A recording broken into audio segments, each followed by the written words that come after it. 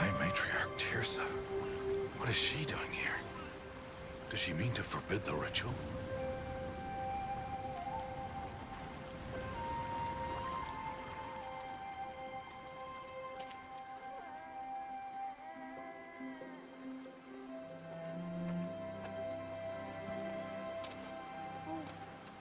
No, no, no, off your knees. It's nearly time. And yes, you may speak to me. Hello once again, players of good video games. My name is Nick Pell, and this is my review of Horizon Zero Dawn. Ever since this game debuted at E3 last year, I have had my sights set on playing it. It is now out. It is an open world RPG with Far Cry elements combined with Tomb Raider-esque combat, and let's dive into this thing. Enough. And you, blessing its name like it was one I of know the my duty to them. tribe. And to you.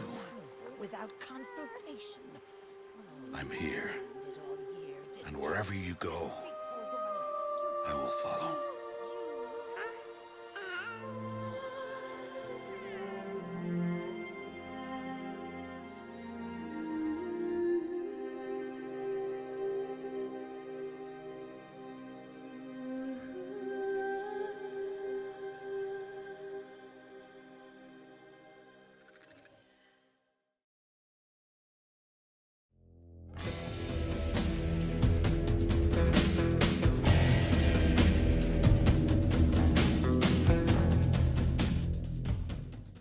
Now, no review would be worth its salt if it didn't start with its main character, and that is Aloy, and she is a fantastic addition to the video game universe. Her story starts out very tragic. She is an outcast for unknown reasons from her tribe. She is raised by a man named Rost, who basically trains her to survive in the wilderness until she is old enough to compete in the Proving so that she can be reinitiated into her tribe. And one thing which is very unique and likable about Aloy from the very beginning when we are introduced to her as a child is the fact that she is very brave, spunky, and adventurous. She is willing to dive into the most dangerous of the areas without a second thought, and she is willing to explore those areas to the fullest extent possible. It's often seen with many of her dialogue choices as well that she is somebody who is able to hold her own but also be very compassionate at the same time. And that's probably why I really enjoy her character, is because she has that spunk and tenacity to her, which makes her extremely likable for me. But she's also a badass and can hold her own in any fight that's presented to her. The story of Horizon Zero Dawn is also something to be admired because it takes place after some apocalyptic event. Basically a robot apocalypse has happened, which has wiped out humanity for unknown reasons, and this is the last remnants of that humanity which has survived and is now broken into tribes and basically not at a reasonable technological level as we are today. As you follow Aloy on her journey, you learn more and more about the events which caused this apocalypse to take place and the events which went on to allow humanity to survive it. In addition, you also learn how Aloy is connected to everything and her own past and her history, which is involved with the whole conspiracy. The story makes for a very interesting time in the game itself because it never really bores you. It does follow some traditional routes in regards to its storytelling elements, and there are points where it was a little bit bored at times with the story, but for the most part it's very good at keeping you aware and on your toes and just really enjoying the world which you are living in it for that moment. And that's not just with the main missions. The side missions in this game are fantastic as well because they all have the same sense of heart to them. Some a little bit more than others, but for the most part they have really interesting characters who give really good performances as voice actors. And it's all very impressive for the most part for an open world RPG to this massive of an extent. The graphical aspect of this game is also partly why it's done so very well. From the robots to the environments, everything is done in such a good fashion that it just looks remarkable to look at from the first instance that you start the game. You will just be blown away by how technologically good this looks, from the character models to, like I said, the robots and the environments, and even the old ones bunkers, basically our old technology, which is aged for a long time. And just seeing those aspects of the game come into play. It's just very, very cool and very neat to see. Both the cutscene graphics and the in-game graphics just look phenomenal. In regards to gameplay, there are two elements to it. There is the open world aspect and then there's the combat. With the open world aspect, it is very reminiscent of Far Cry in my opinion. It has the whole element of survival in which you have to extract different elements from the environment, such as branches and plants and things which will allow you to upgrade and craft equipment, in addition to crafting medical supplies and things which will allow you to heal yourself in regards to combat. It also has a similar level up system in which you have 3 different tiers of level up criteria. You assign skill points as are attributed to that criteria in order to unlock different skills for Aloy to use. It also has collectible elements and little side events to do, which unlock more areas of the map and allow you to gain a lot of extra experience, which helps to level you up to your highest extent. And that all helps out with the combat elements, which I feel like is really similar to Tomb Raider in my opinion. You have Aloy who can use 2 different types of weapons. She has her bow and arrow for the most part, which is what I found myself mainly using.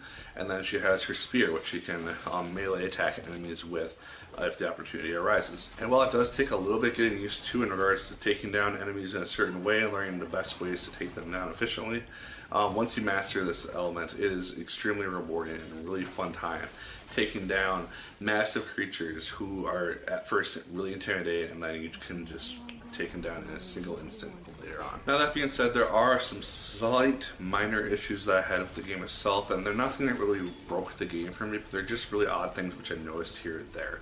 And they're mainly graphical issues. Every so often I would notice some voice synchronization would be off, aka the person would be talking, I would hear the audio with the mouth moving would not line up with what they were saying. And then there would also be some clipping in which an environmental aspect would be coming in contact with a character, or someone would be walking through something which they were not supposed to be physically able to walk through. And then more recently I noticed that just an occasional loading screen would just pop up for a second or two when it had to load up an environment for some reason, which didn't really seem necessary and wasn't really something which I ever faced before that. But regardless, it is something that I came across and something that I want to point out. But overall, Horizon Zero Dawn does a fantastic job of just simply being enjoyable. I had a fantastic time playing this game. I am still having a fantastic time playing this game. The world of Aloy and Horizon Zero Dawn continues to just blow me away with the mysteries that it unveils, the gameplay elements which it introduces, and just the main story itself is continuing to just really grip me and engage me, and I'm really excited to see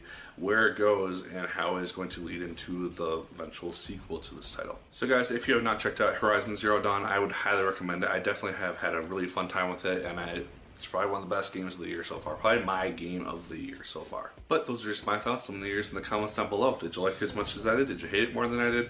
Let me know. Like, for a comment, and subscribe once again if you so choose. I'd appreciate it immensely. And as always, my people, my name is Nick Pell. And once again, keep on gaming. A metal devil. Open the module's casing now. Aloy, do as I say or all is lost.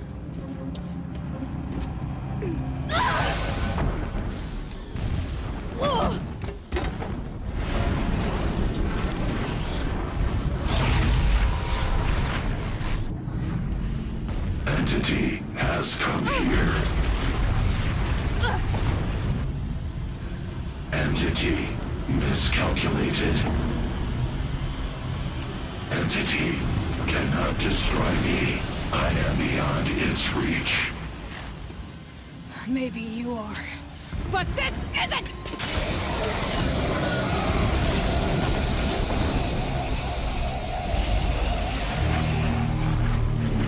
Destroy the entity.